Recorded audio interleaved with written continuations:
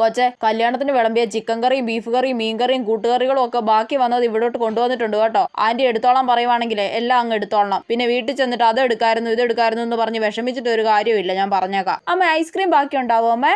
Ice cream ഒന്നും വേണ്ട, നീ കറികൾ അങ്ങോട്ട് എടുത്താൽ മതി. ഞാൻ അവിയലൊന്നും എടുക്കത്തില്ല. പിന്നെ 2-3 ദിവസത്തേന് അമ്മ അവിയൽ തന്നെയായിരിക്കും ചോറിന്റെ കൂടെ തരുന്നത്. നീ തിന്നണ്ട, ഞാൻ തിന്നോളാം. നിങ്ങൾ രണ്ടുപേരും ഇവിടെ നിൽക്കുമായിരുന്നോ? എങ്ങനെ ഉണ്ടായിരുന്നു ചേച്ചി അവളുടെ കല്യാണം? ഞങ്ങൾ വിളിച്ചവരിൽ പകുതി ആൾക്കാർ മാത്രമേ വന്നിട്ടുള്ളൂ കേട്ടോ.